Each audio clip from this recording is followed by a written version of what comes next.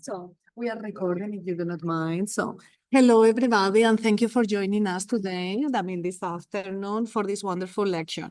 I have the pleasure today to introduce, this a wonderful presenter. This is going to be a guest lecture that is titled Instruments of Democracy from my, is a guest lecture for my seminar Politics of Balance at an independent seminar here at TABMAT. The lecture will follow an analysis of the design of the building that is behind me, the National Parliament House in Dhaka, by Eshan Alam, who will take us on an intimate reading of the Louis Kahn visionary design, not only through the lens of this masterpiece, that is still, this is a building that they will tell us that, it's built yesterday, we will totally believe. But beside this building is as an urban, we read this building as an urban mediator and a political form, which symbolizes freedom and resilience. And Eshan will do a much better job than me, explaining this.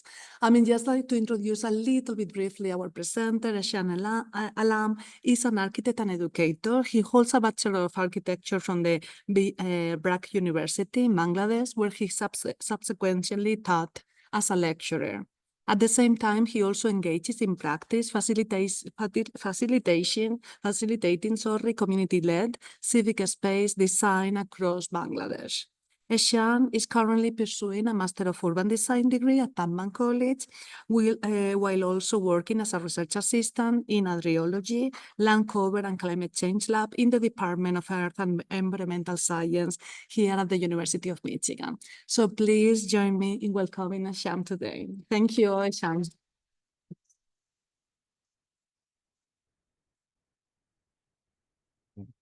Thank you so much for that very lovely introduction. Can you hear me in the back? I will just speak naturally. Thank you so much, all of you, for coming, and a very good afternoon to all of you. Today, we talk about the instruments of democracy, where we will look at one particular building and try and see how it has either succeeded or failed, in some cases, in facilitating practices of governance. The building in question is the National Parliament Building of Bangladesh, designed by Louis Kahn in 1962, situated in the capital of the country, Dhaka. And while we could spend the entire afternoon talking about the architectural attributes of this building, today we have a more specific focus on how it serves as a space for the citizens, as a space for the public. And this inquiry starts some 20 years ago from today as a resident of Dhaka and somebody who lives very close to this building. While I was always impressed by the massive monumental scale of this building, I couldn't help but notice that at the end of it all, when you've looked at it enough number of times, it's essentially a blank canvas that forms the backdrop of an even more blank plaza. A beautiful brutalist concrete backdrop, but an empty one nonetheless. And this starts an inquiry for me where I ask, what monument is that which cannot be touched? If I cannot interface with the instrument of my democracy as a citizen of a country with the house of my nation, how does it serve as a monument for me, a common person? Thankfully, shortly after, I entered architecture school, where if you do not love this building, you should probably collect your dropout form. And therefore, my inquiry had to be more structured. But at the same time, the question did not go away, no matter how much I learned about the geometric beauty of this building and the incredible layering of spaces, which is undeniable. And yet, when I resumed my inquiry in winter 2024, under the wonderful tutelage of Anna in her seminar, Politics of Balance, of which I was also a student last semester, we had concluded our work with images that looked just like this. We had inquired why this space is blank, and nowhere in our wildest imagination could we imagine that in just few months, we would be presented with an image like this. This is a gathering in front of the building that had not happened in the last, well, in the history of the building, really, and definitely not in the 20 years that I have been obsessed with it. Something I could make in Midjourney, sure, but something that happened in real life, would not have imagined. And so today's talk is really about the journey of the previous image to this one. How did we get from that to this? What are the challenges we faced along the way? Not just for the house, but also the people for whom this house was built, and therefore, in the process, look at the journey of this nation. And I always like talking about any piece of architecture from my land with a history of my land. And a history of my land never starts with a piece of architecture. It starts with a drawing that looks like this. For my thesis reviewers in the crowd who are wondering if this is a recycled drawing from my thesis, it is. But this drawing, sketched 6 years ago by me, is perhaps one of the best ways in which I can talk about my home and where I come from. I come from a place where to my north, I have the Himalayas, and to the south, I have the Bay of Bengal. Snow melting from the top of the mountains, making its way to the Bay of Bengal, is what carves out my land. On the way, it creates channels and a very large network of rivers and informs the formation of a deltaic landscape. Together, this with the movement of the sun, the change in seasons, as well as the very nature of the land informs how we live with it, how we build on it, and how we find instruments of harmony with it. And therefore, this is a very rich land in terms of not only how fertile the soil is, but the culture, economy, and societies that have emerged in it. Through centuries, different empires and rulers have come to call this place their territory, and we have always had Bengal as a particular region that has always been defined, no matter what the territory was. Interestingly, of all these different empires, one point where we must pause for the purposes of this lecture is the British colonial rule that lasted for 90 years in this region, where British India took over what is modern day India, Pakistan, Bangladesh, and Myanmar. And when right after the end of the Second World War, partition happened in 1947, the British leave the Indian subcontinent and subsequently leave it further divided than it was. On the basis of religion, a central India is carved out with Muslim majorities forming one part of Pakistan to the west and another part of Pakistan to the east. We now have a country called Pakistan, which has a West Pakistan to the west and an East Pakistan to the east, separated by almost 1,000 miles, and a completely different country in the middle. So for centuries, we have empires who are ruling on the basis of different religions, of different customs, 90 years of British rule that ends with the formation of East Pakistan, which only lasts about some 30 years, eventually leading to the formation of Bangladesh. And we will talk about that formation a little later as well. But when we think about the different empires that ruled this place, that have left their mark on this place, we are reminded of a very intricate Buddhist monasteries that were built purely out of brick because the deltaic soil offers great clay and we have always had fantastic bricks. These monasteries, when rulers change and empires change, the Buddhist monasteries are replaced by Islamic universities. But for both of these cases, we find very responsive approach to the climate, to the context, to materiality. But these are not religious structures. These are also places of education and enlightenment. These are also civic spaces where people can come in, meet their governor, and then talk to them about what's wrong with daily life. No matter what the religion was, no matter what the region was, in Bengal, each of these institutions were not just religious, not just educational, but also places of governance. Mosques would have prayers happening 5 times a day, but when there's no prayer, children come inside and play. People come in at designated times to meet the governor with whom they can share what issues they're facing on a day-to-day basis. This changes a little bit when we have colonial rule starting in the region around 1857. This really solidifies in Bengal. And what the British inherit are these very vernacular houses with earthen walls, thatch and bamboo as the other members, and then that one mosque rising in the background with permanent brick, which is also serving as a civic center. Soon enough, the British start leaving their own marks on the landscape of the region as well as the capital city, Dhaka. And you can see traces of European order starting to emerge. These buildings don't always have the same plurality of function where people feel open about going there and talking to their governors, but nevertheless, they have been monumental in defining the architecture of the period. The British introduced universities, clinics, organizations, and institutions, all of which in most cases are marked by very distinct architectural styles.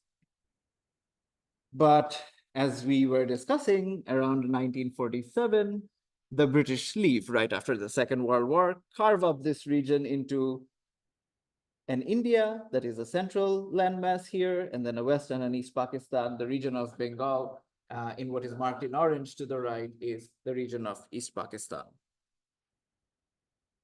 Now, if you recall, the commonality between these people was religion. We have a Hindu majority India and two Muslim majority Pakistans on either side. Turns out, as much as there were commonalities, there were also differences. The most major one being language, but nevertheless, being part of the same country, aid pours out, mostly from the United States at this point, to develop this new Pakistan. You have Bengali architects returning from graduate degrees at Yale who come in and say, we heard of this thing called modern architecture, but we want to contextualize it. We want to use the same brick. We want to respond to the climate here. And you have something called regional modernism come up. During this time, they also invite their professors from universities and colleagues they met in the United States. So we have Paul Rudolph coming in, designing a university, Stanley Tigerman, Robert Bowie, and of course, Louis Kahn subsequently. Most of which comes at the hands of one architect called Mazharul Islam, who is regarded as the pioneer of modernism in the region. Architects come in, as well as local architects get very active in building new institutions for these new nations that have emerged. And that defines a new architectural style for this era. Now, we are talking about a phase that's about 30 years, where we are very close to 1970, 71, where we will have another change in territory that will, well, to this day be known as Bangladesh.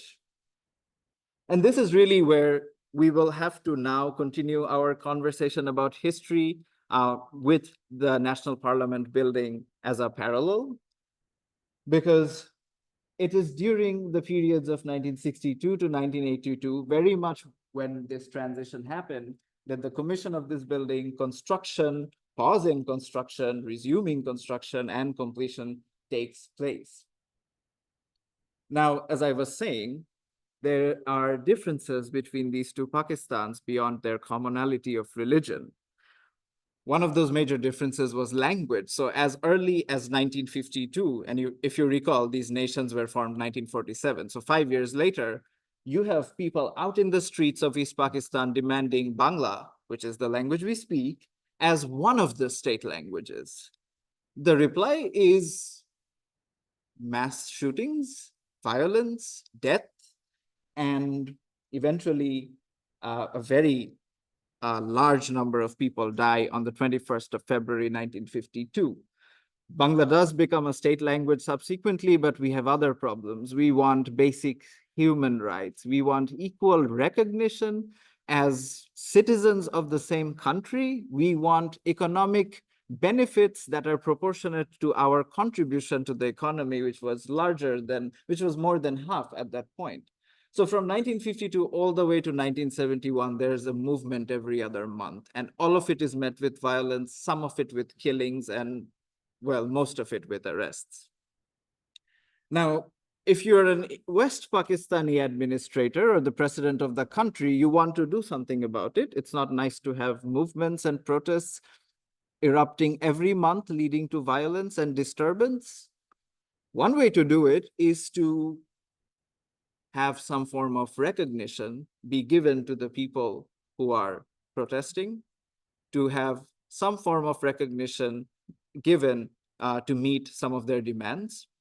And so in 1959, the president of Pakistan, Ayub Khan, calls upon the architect we were talking about, Mazharul Islam, and asks him to design a provincial capital complex.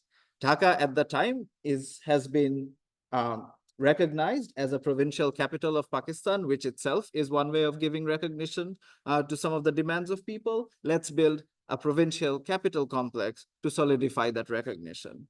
Mazharul Islam immediately declines the commission and says he would like somebody better to do it. And at that time, the first thought that came to their mind was Le Corbusier, who declined the commission because he was designing the regional capital of Chandigarh in India. Alvar Aalto subsequently accepts but misses his flight. The rumor is due to excessive drinking. And Louis Kahn, being the third option, picks up the phone or the telegram. I'm not sure what the medium of communication was, and only says, when can I start? No contracts, no fees, nothing. When can I start? And so Khan finds himself in Dhaka sometime around 1962. No paperwork, no commission. He just shows up. And he would see something very similar to what we are seeing here. A very simple day on the banks of the major river of the city, with boats waiting to take people from one side to the other, commerce happening, and even an open air salon that has simply popped out of nowhere and will be gone in a few hours. A simple, slow day in the banks of the river Buriganga in this very riverine delta. Khan comes in and is sick for the first 3 days due to spicy food, but eventually produces his first sketch of the context, which is a reading of these boats, which is a reading of water. And therefore, even in the first drawing, we see an attempt to make a connection with the land, a connection that has been made over centuries. Now, this is a development map of the city of Dhaka, which began at the Buriganga River and moved northwards, eventually filling up what is now the metropolitan area. But if you look closely, somewhere around 1960, when Khan comes to Dhaka, the site he picks is at the very outskirts of the city.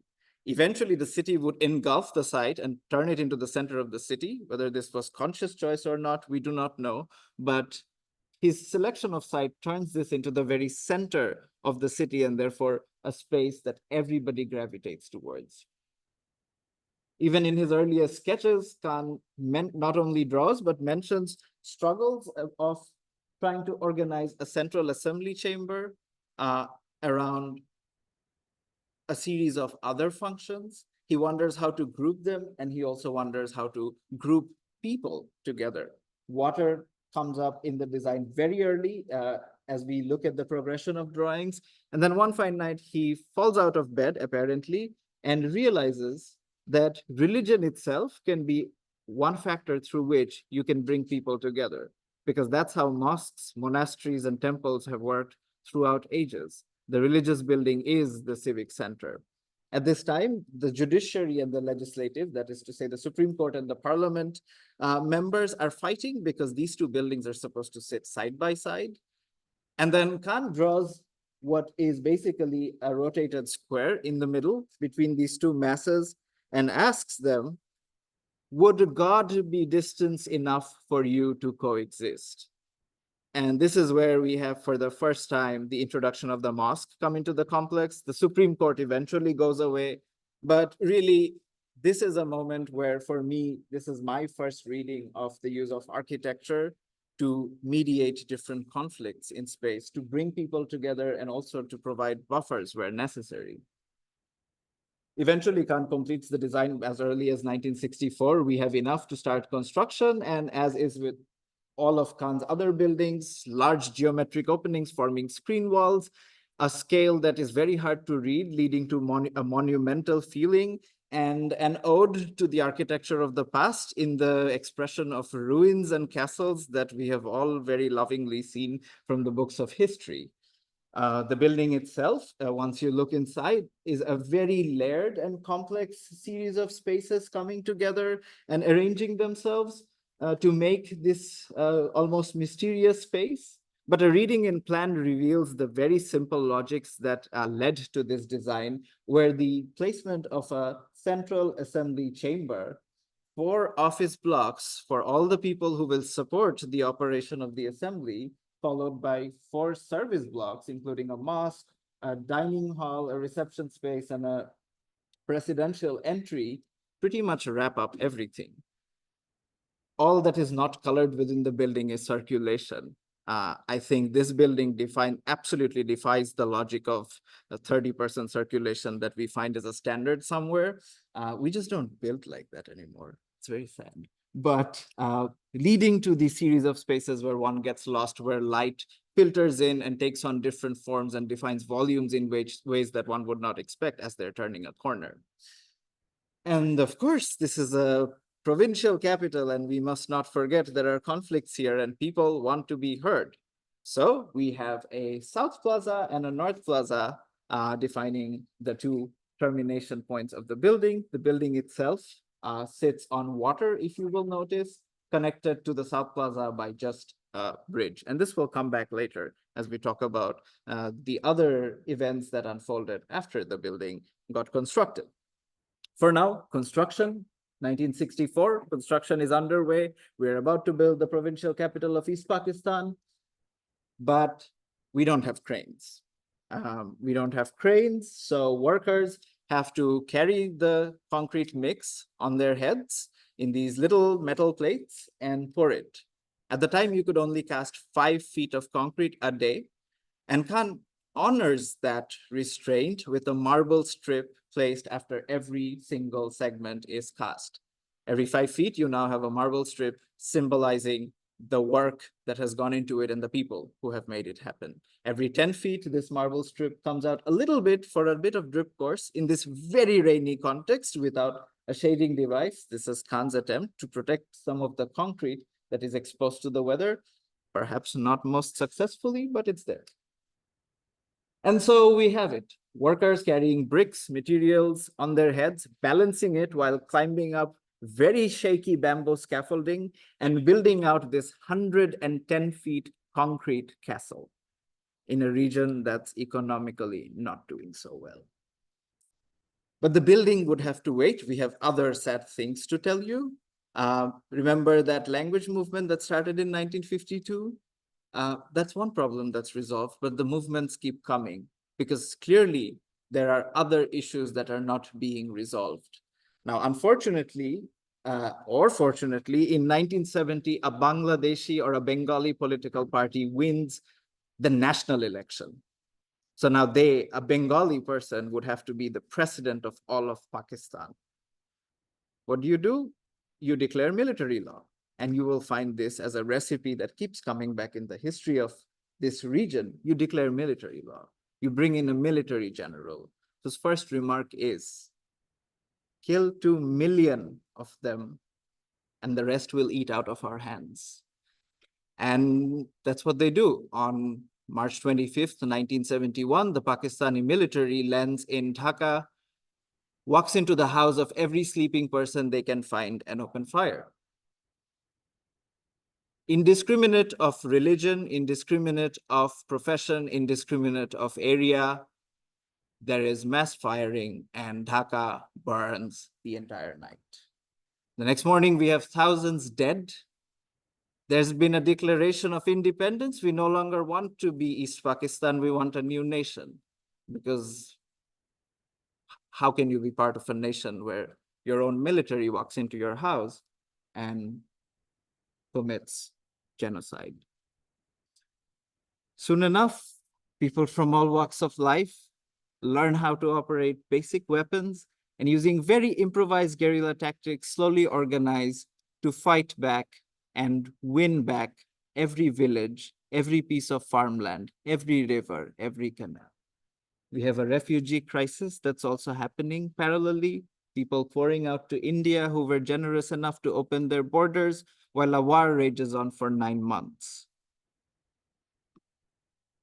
The war itself is based on a lot of themes, of course, including the struggle for a nationhood, but it also celebrates people from all walks of life who are willing to fight for their nation, regardless of where they're coming from. It celebrates the incredible role of the mothers and sisters who have not only fought in the field, but taken on multiple roles alongside it to make this possible. And most importantly, it promises a nation for Hindus, Buddhists, Christians, and Muslims. We would not have a nation based on religious divide ever again. But this is a lecture about a building, so we'll now take a minute to talk about a building. This is where we left our wonderful architectural piece by Louis Kahn on March 25th, 1971, when all of this started. And we must ask ourselves, how does the building fare during the war? Because construction has had to stop. Miraculously, almost nothing happens to the site. The story goes that Pakistani fighter pilots out to bomb Dhaka fly over this area and figure that this must be an ancient ruin and therefore not worth wasting ammunitions over. So they spare the site and pretty much go away. A report from Khan's office cites that after the war was over, they came in and found some bricks were damaged, and they were not even laid bricks, just some bricks on the side were damaged. So the building is mostly unharmed. And what is our architect doing during this time is also an equally important question. You have to remember, it's a commission by West Pakistan. It's a commission for a provincial capital in a place that is now undergoing civil war, according to some, and liberation war, according to others. It's a place where if the East Pakistanis lose, they will never have a building. And if they win, they will simply not have the money to complete this building. And yet people report in Philadelphia, they walk into the office of one Louis Kahn and find him working on this model. Obviously, they ask, what are you doing? They will never pay you to do this. They will never build this building, no matter what the outcome of the conflict is. And here we have a moment where an architect from a faraway nation who has only known these people for a few years at this point says, if there is peace again, they will need this building. And for me, that's once again a moment, a very powerful moment where we can start talking about buildings as instruments of democracy, as instruments that represent the people. And to this day, we have not paid the architect. The architect has passed away in 1974, but the architect produced this for us anyway, without knowing whether it would ever get built. On December 16, 1971, the war ends with the liberation of a country, the birth of a new nation, Bangladesh, but our hardships are not over yet. 3 years later, while we are still trying to rebuild broken bridges, destroyed infrastructure, and an economy that's all but gone, we have a flood that triggers a famine that initially kills 60,000 and eventually 1.2 million people. There's no money, you don't have roads and bridges, you don't have an economy. A very famous local artist depicts the scenes from those days where people are scouring the trash for anything that resembles food even remotely, and failing to find that may very well perish and become food for the animals in the street. It is impossible, therefore, to even imagine an 11-story concrete building while this is the situation in your nation. And yet, as Barack Obama calls it, the audacity of hope. The audacity of a hope, of a building and of a nation where, in spite of all of this, in 1982, this building rises out of the ground, reaches completion, 110 feet worth of concrete poured in. And finally, the cranes come back in. This built at a time where the economy simply couldn't allow this to be built. There's a conversation here between a people and their architect, a conversation of honoring intentions, perhaps. Perhaps in doing this, the people were trying to find an icon, a piece of imagery against which they could stand and fulfill Khan's original prophecy of when there is peace, they will need this building. The Central Parliament complex gets built with hostels for ministers and a few other facilities.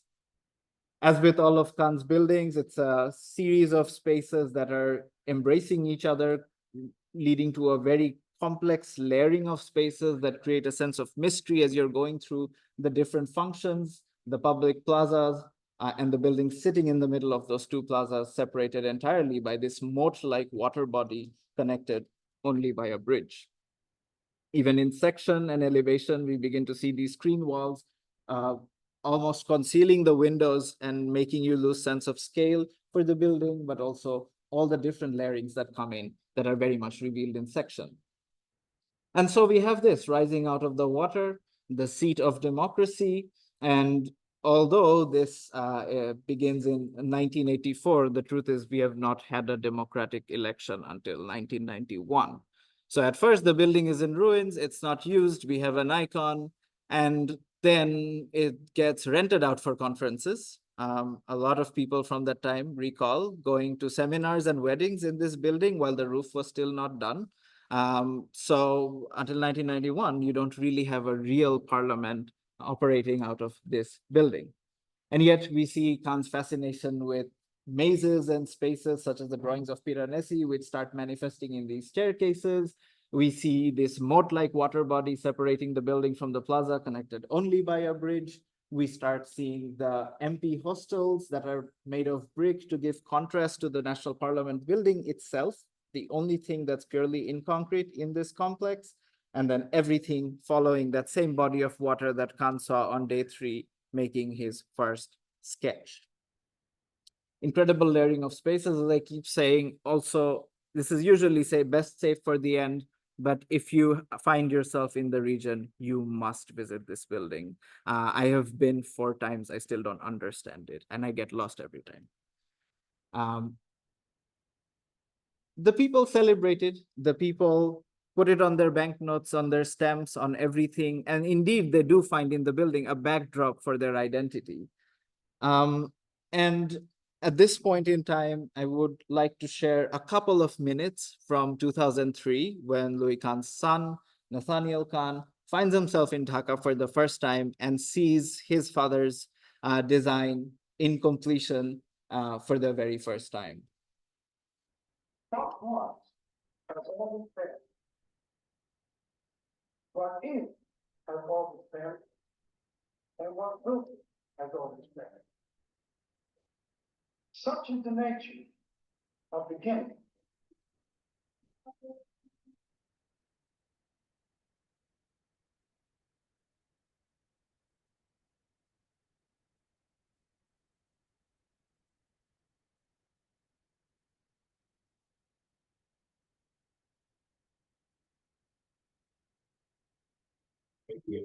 Film about the building.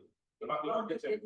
About the architect. The morning workers who come all the time here and enjoy the working scenic beauty and the atmosphere. And this is the nicest place of Bangladesh. We are proud of it. You're proud of it? Yes. This is the national image of Bangladesh. Do you know anything about the architect?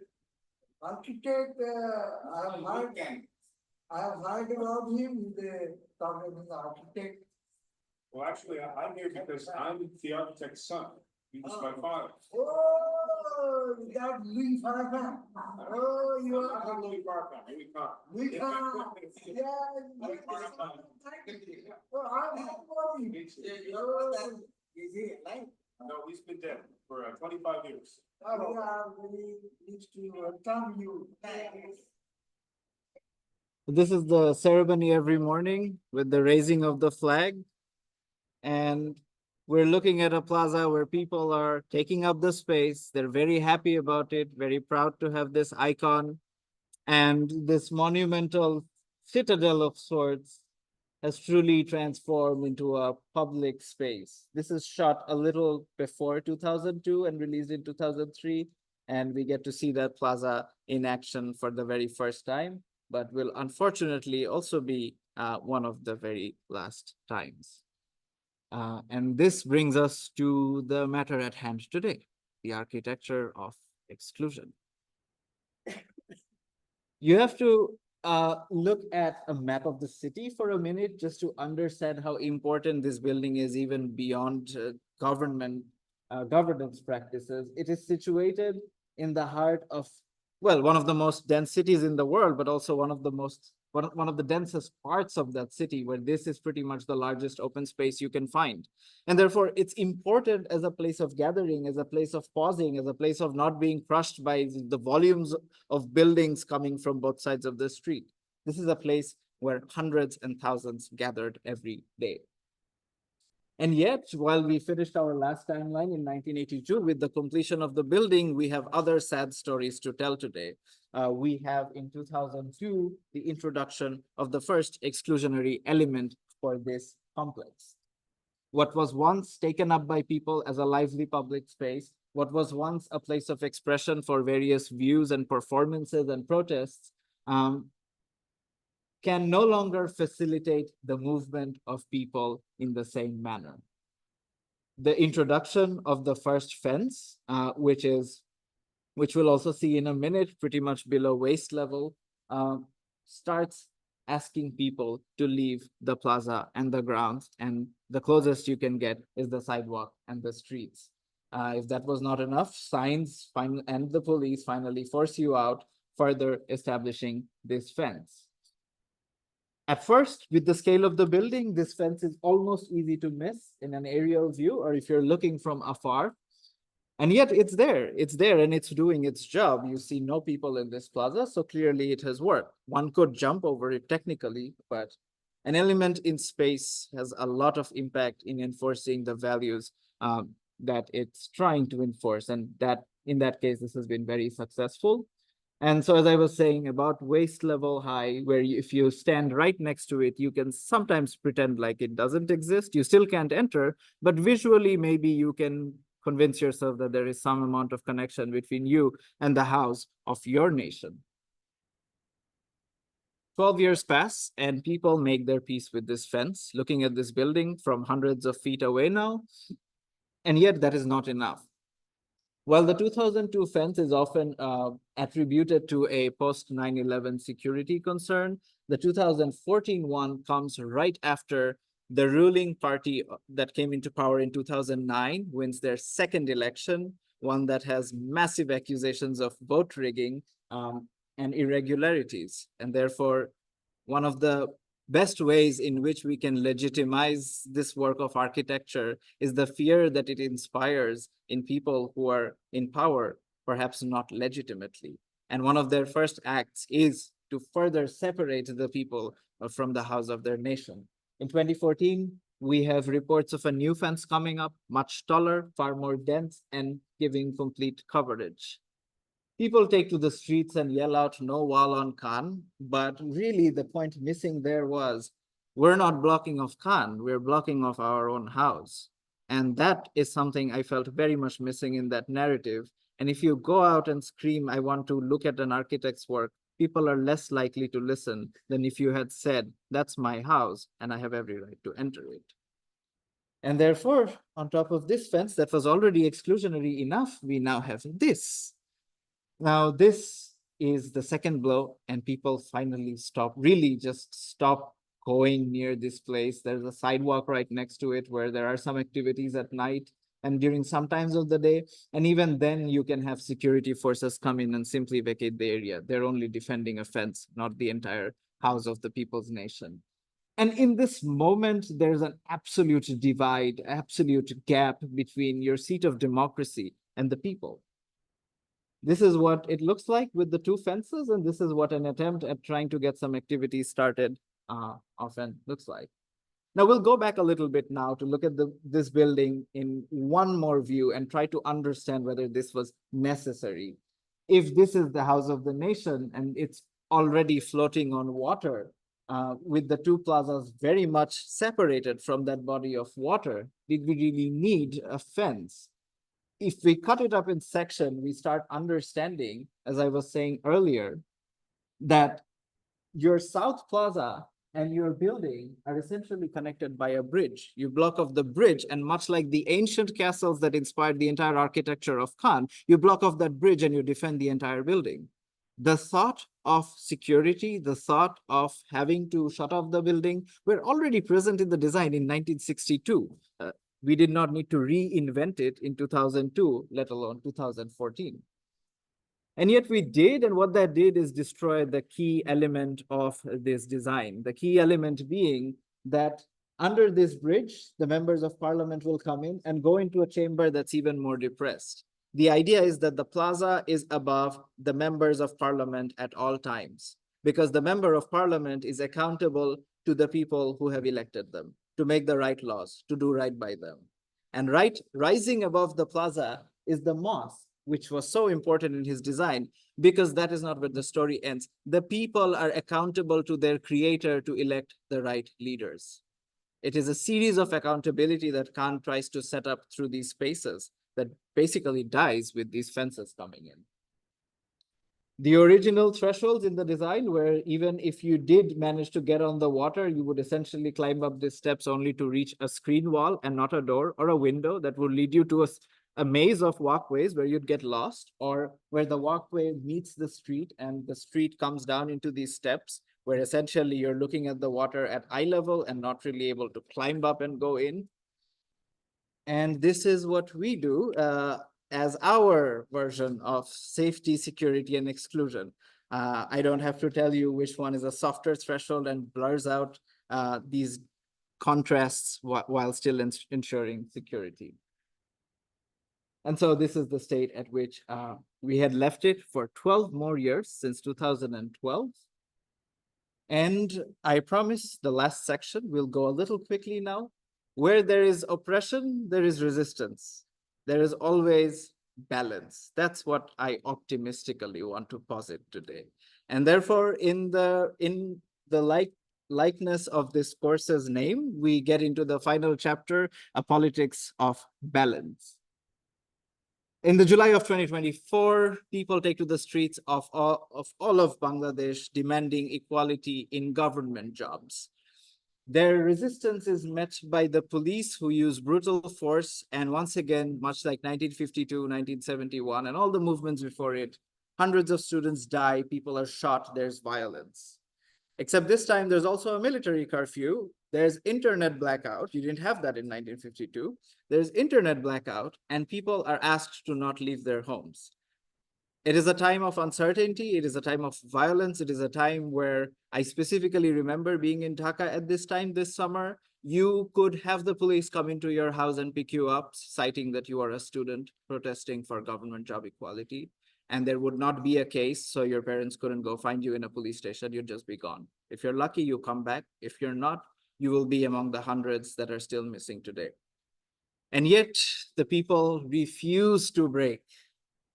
In spite of the curfew, in spite of the blackout, people come out to the streets with the flag of their nation and say, we will not live under an oppressive government.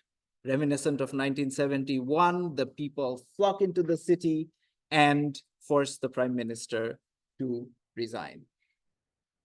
The prime minister takes a helicopter, flees to India, and right after rushing into the prime minister's house, the very next place people go to is the National Parliament building.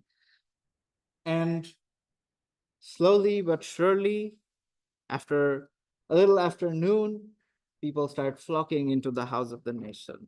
For the very first time in the history of this building, we have these many people come into the plaza. It has never happened before. At best, you could be allowed to have recreational use of the space. For the first time in over 50 years, we have the building fulfilling its function. People come in and they touch the water of the moat for the first time. Some of them didn't even know this water existed. People climb to the top of the building to find out the scale and actual size of the building. They've only seen it from hundreds of feet away their entire lives. People even climb on top of the street lamps, because they have never touched this monument. And that's where the question starts. What monument is that which cannot be touched? This is a rare moment where people get to touch the house of their nation, enter it, and really interface with this body of architecture.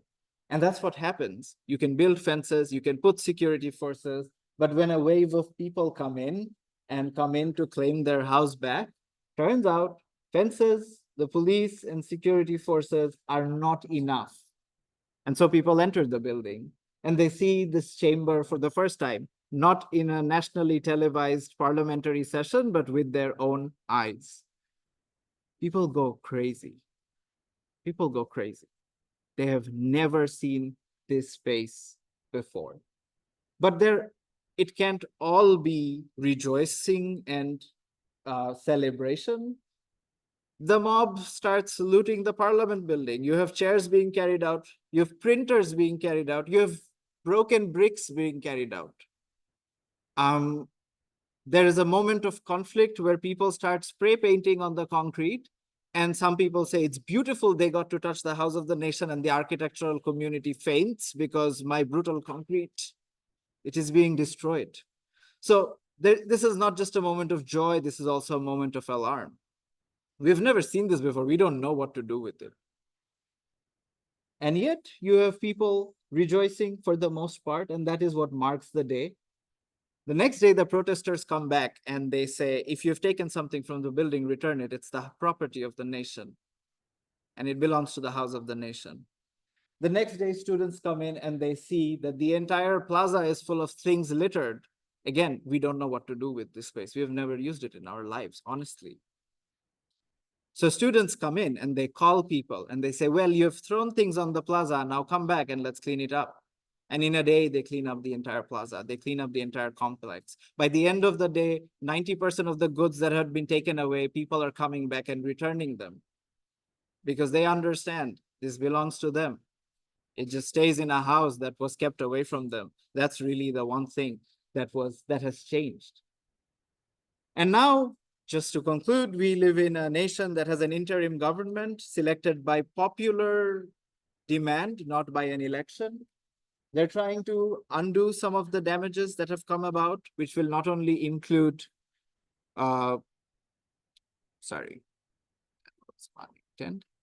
which not only includes corruption, but also mass destruction during the protests, before the protests. We won, but we have won before. The real challenge is always sustaining the victory. As I often say, 16 December 1971, when the country was born, that's the day everybody wants to be a part of. 17th December, nobody wants to be a part of. But that's the day you wake up and you say, we've won it, now how do we defend it? We've gotten back the house, how do we keep access open? These are questions that we are yet to ask, unfortunately. Some people have, these discourses are coming up.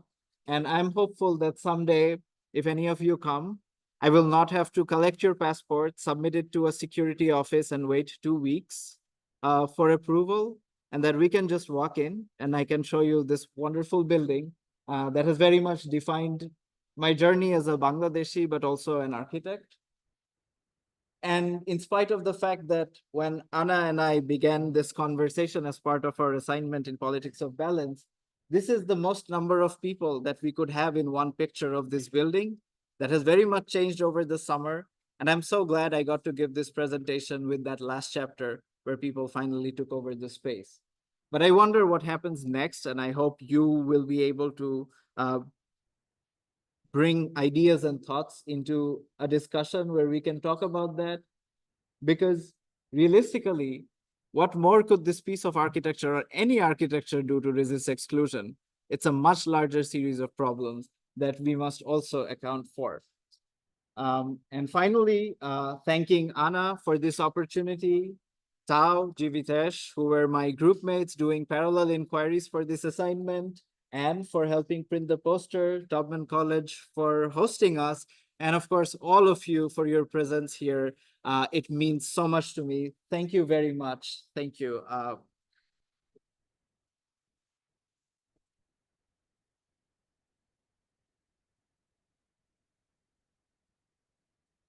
Thank you so much, Session. Like a wonderful lecture and a wonderful journey with you to a country and to a building that is a witness of a history, a very short history, but very, very impressive one. It is very impressive that this exercise has evolved into this wonderful lecture. Absolutely. I'm so impressive like how you finished the exercise, I mean, last semester, and then all of a sudden how has been the journey during the summer, like how how the building is more alive and the public space around the building is more alive than ever. I would like to open it like for questions, comments, like a little bit, like, conversation. I mean, after, like, now that we have the opportunity to have a session with our students. Thank you so much Of again. course. Thank you for having me. Thank you. Wonderful presentation.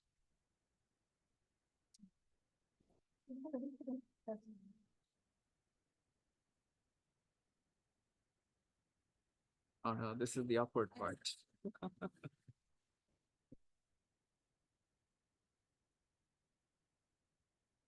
I don't know if that's a question or just want to know your personal feeling. First of all, thank you for your presentation. It was awesome. I would like to know. Thank you. Well, Yeah. no, because we can record. here. Okay, yeah, that makes sense. I would like to know, what do you think of, the role of protests? And then, in front of that architecture, which is kind of the act of building, designing walls. And then how these two, in your story that you told us, how these two are working together, kind of build walls and also like give access and break the walls and give access to people. Yeah, So when you say build walls, are you talking about the walls of the building itself or the fences that came about? The walls of the building itself? kind of both of them. Okay. Because like architecture is also building walls. and Right. Buildings, but like when you build a fence, when you put a fence on somewhere, it's also building walls, Yeah. right? Yeah. So I think you bring up an amazing point, which is really about when you're, and I often get into conversations with this with professors as well. I feel like every time I start with an idea in design and I draw the first line, it's terrible. It's gone. It's over. That design for me, it's like, no.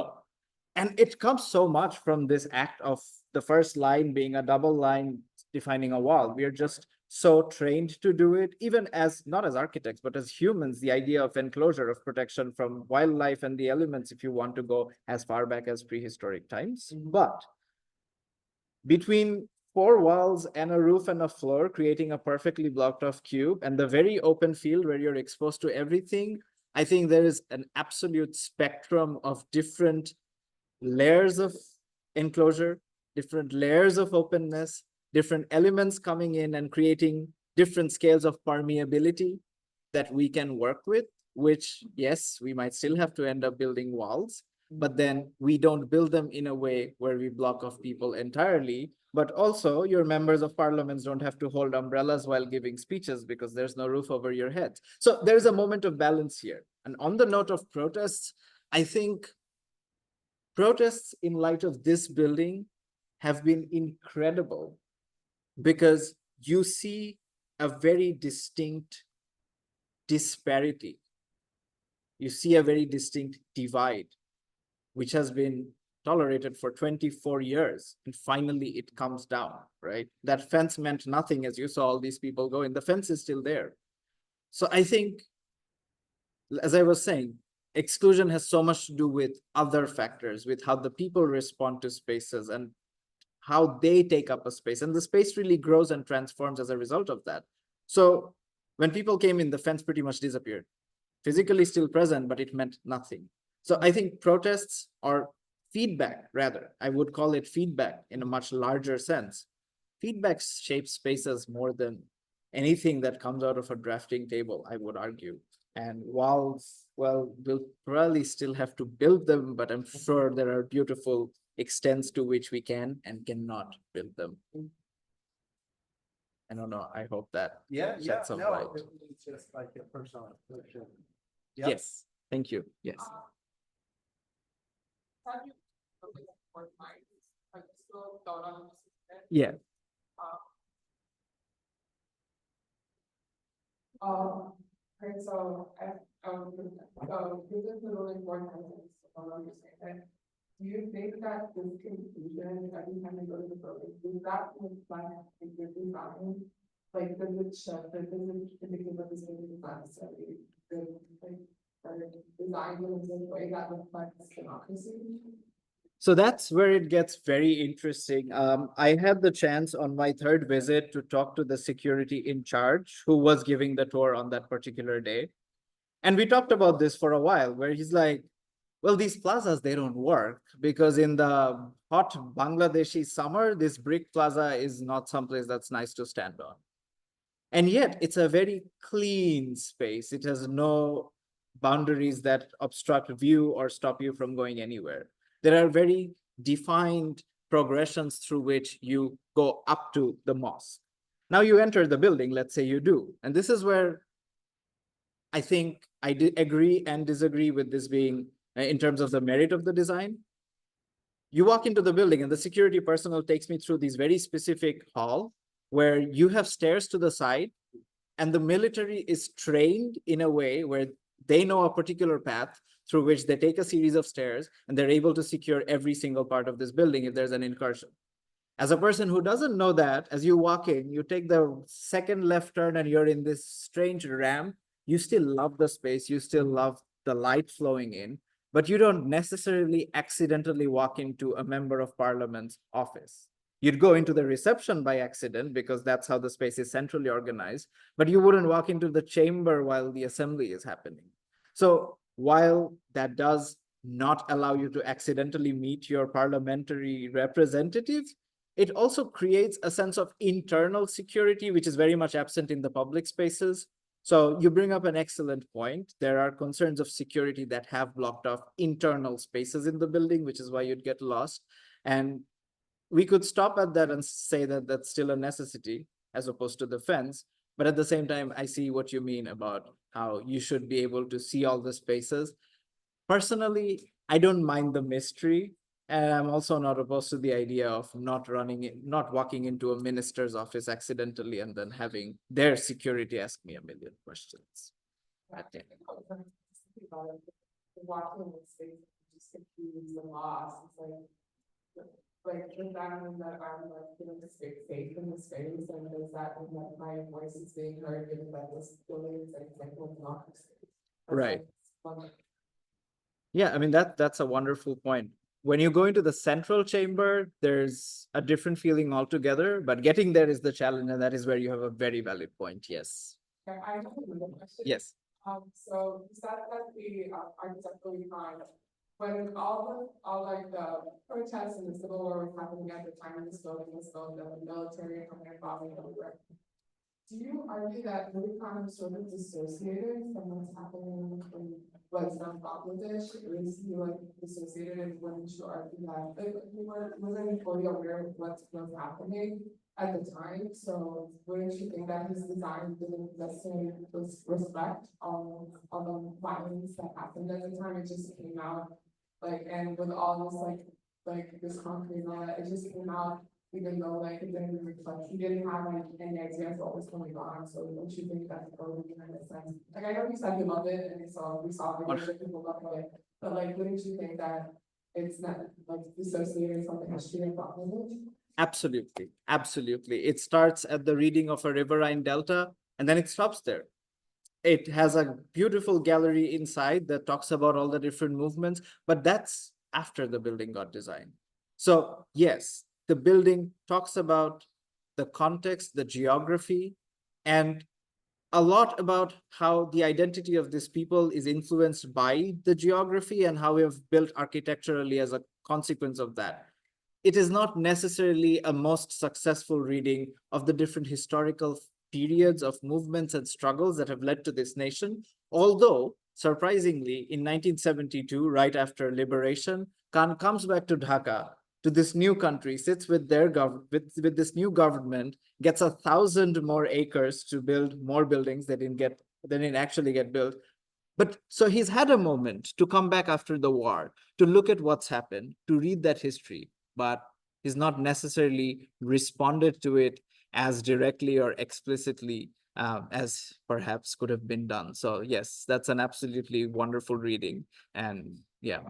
That's how I would put it. the person in the video was like, oh, I love this building so much, and like, but it's like kind of associated, really cognizantly aware of what was going on, so it's like, how do you feel it? Okay, I have one last question. We have time? No. Okay, so at the very end, when people like came in and presented and everything, do you think that people are now more connected or they have a better connection with the building? Or is the building more of a democratic symbol now that people have actually put the mark on it with the graffiti and like they've actually put like imprints of the presence on the building? Do you think it's a better democratic symbol now? Oh, yes, absolutely. And then, like I was mentioning, there's a group of people crying over this because the concrete is now gone and we must restore it and everything. But at the end of it, again, you can build a thing and you can leave it there. But if people don't use it, if there are not scribbles in color pencil of non-orthogonal houses on the walls, are there really children in the house? You know what I mean? So I think that's one way for us to really adding that layer of lived-in experiences to spaces that are otherwise very stoic and inanimate. That's when the space becomes animate. And I worked with this architect in India, Balkrishna Doshi, and he would always say, well, you know, you can have the light come in and the winds dance and the thresholds of space create a whole dance. What's the point if nobody's dancing with it, right? So when people took up this building, absolutely. Now, here's the thing. I was taught in a school that worshipped modern architecture. So if it's not Bauhaus, it's not aesthetic. That's what I was taught. So when I look at this graffiti, there's a part of my brain that's been conditioned to say it's not pleasant. It's not pleasant. We have a definition of pleasant that comes from straight lines and all of that. At least that's the school I went to. So sure, I can argue that with these straight concrete lines, this is not really going. But then it means so much more. And I think this is something that will take up patina over time. And if we are able to see this survive 20 years, I think we'll really be able to look at it for the value that it has and the power that it has. So in that sense, I absolutely think this has made people closer to the house, the ability to write on it, no matter what they wrote. So then that means like the rise of the fence itself, you would think that it's directly related to now people having a better relationship with the building. Because if there was no fence, they wouldn't have stormed in and made their impact on the building, right? So the fence itself did not inspire storming in so much as the prime minister had, you know, fled, and therefore people wanted to take over the house as a way to claim the parliament as their own. Because when the prime minister flees, you dissolve parliament. And this was a very symbolic act. The fence itself was there, but it was not something people broke at all.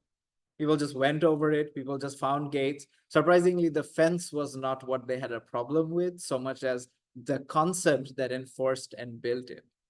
There are no bent fences. I actually asked people on site and they couldn't find one. So nobody was trying to break the fence, surprisingly. Thank you. Yeah. Thank you for the questions.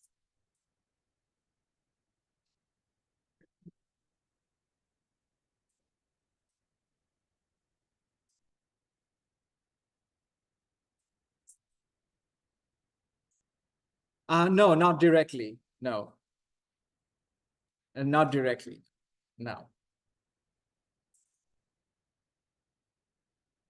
It would be like far from the bridge. Right. So that, like the boundary. Yeah. So it's not. No. It's a southern section.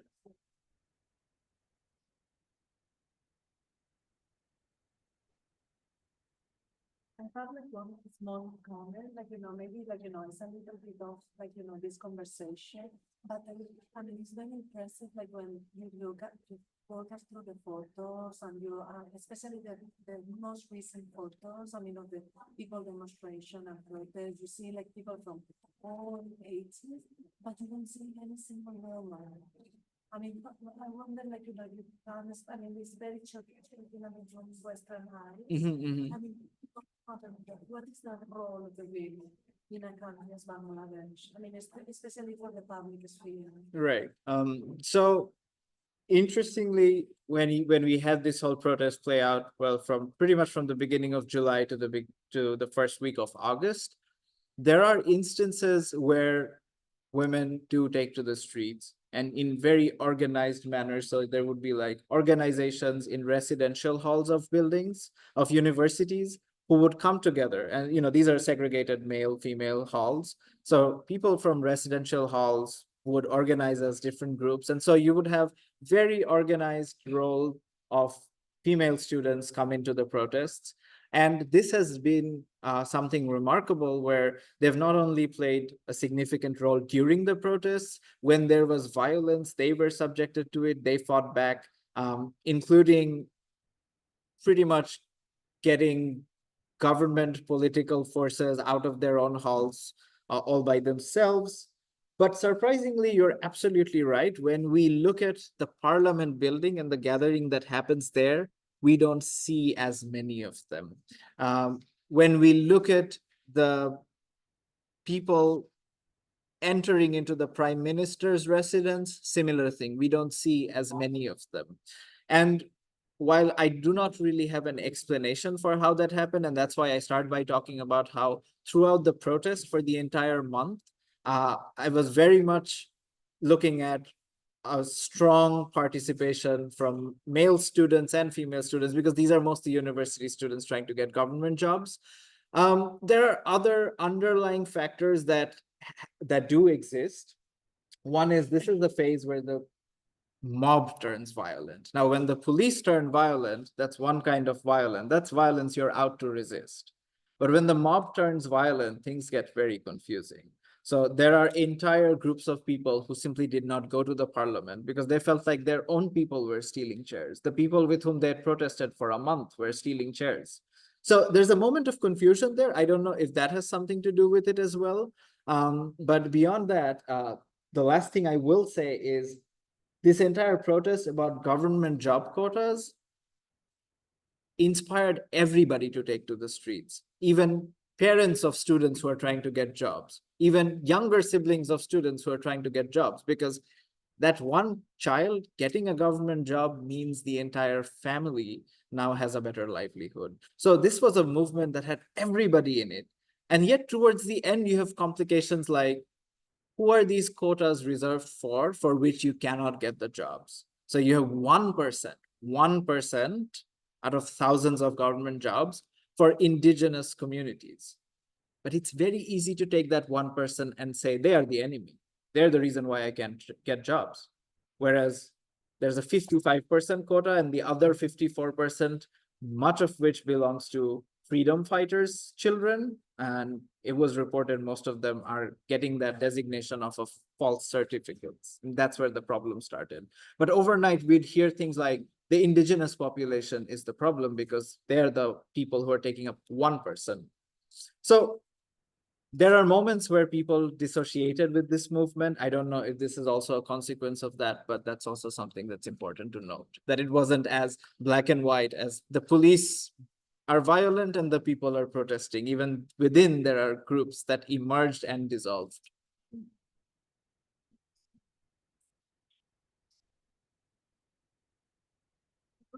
I mean, I'm not, just super random question when you go to the plans, section of the geometry. I mean, we see that everything like the geometry is like 100% control, but then all of a sudden there is like one slightly bridge that that is not, Yes, like, yes. why is that gesture? I am so glad you bring that up. Now, Khan takes the entire building and orients it to the cardinal axis. But if you recall, and I'm gonna try and go through these hundreds of slides to see if we can get to the mosque. Now, if you recall from the plan itself, this particular section where the bridge is, this is where you have the mosque. And the mosque, which is a prayer space for Muslims, is always oriented towards the Kaaba, which is in Makkah, Saudi Arabia. And therefore, this is the one moment in the entire design where Khan does not follow north and south and orients the building slightly by a few degrees so that it's in perfect orientation for you to pray. And therefore, the bridge itself also changes that angle. And this is the only place in the entire complex where you have this deviation from the north-south because of prayer orientation.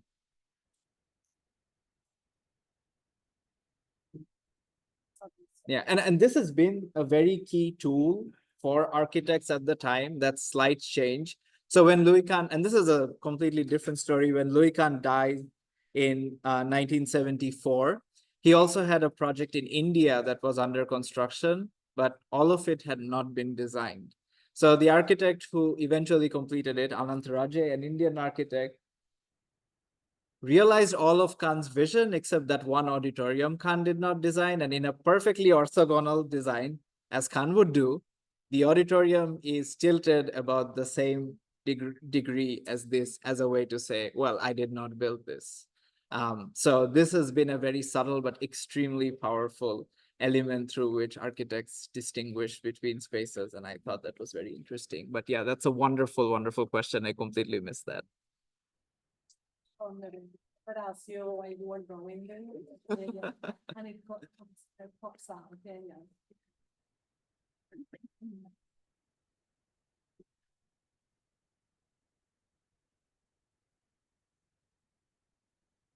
It was an interesting base example. I mean, to analyze and to dive into. I mean, it is like a building that really recalls. I mean, I was thinking, I mean, a larger question in terms of it's a building that doesn't look at the history of but I mean, I wonder if it's also a building that was thought for a new country, for a new identity. But I mean, that maybe it was not like, the intention to look back. But I mean, almost to look into something, that I mean, like, I was trying to, to think and to reflect on, like, this thought. I mean, who knows? I mean, like, what it is in one's mindset, But I mean, I wonder also, like, even if it doesn't recall something from the past, it feels very much like those kind of fortress. I mean, like this kind of archaeological. Yeah.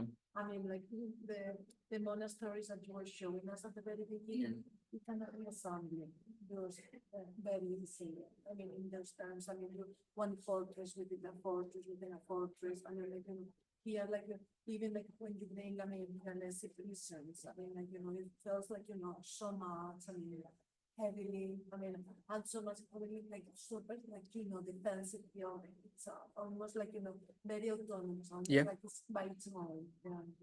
So that's why like it's kind of this kind of like the involved situation or why to protect fence with something that is very so fortified and that is so easy to defend. I mean, Yeah.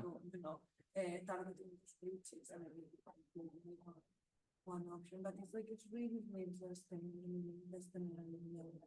It is like in terms of the design. I mean, it is like a very very messy design. Like in terms of there's like so many languages and so many juxtaposition. I mean, that's also like so difficult to as an architect. I mean, always like these buildings that I mean that have repetitive elements are always messes because it's very hard to orient yourself. I mean, it's always very easy to disconnect. I mean, for me here, I have to always think. I mean, which staircase I am. Am I in the right or in the left? It's east west, but it's super super interesting. And all of this without Rhino, Enscape, V-Ray, Twinmotion, Yes. by hand in tracing. Yeah. Yeah. But you have to like the level. I mean, like for doing, come up with all this. Right. I think I would invite all of you, before you book your tickets for Bangladesh, if you just have a minute to go across the street, the Art and Architecture Library has a wonderful section on Khan. And if nothing else, pick up the book that's titled The Importance of a Drawing. It'll be easy to remember. You're trying to look at drawings. And look at all the different layers of tracing he puts in each of these sections of the building. It's remarkable to see how an architect thinks in terms of space. And then obviously the sketchbooks are also wonderful and they're all scanned in that book. It's a huge book, has almost all of his sketches. So if you have a minute, just look at it. It's just really nice to look at those drawings. I have to return the book before they go, but yeah, it'll be in the shelf by the time you get there.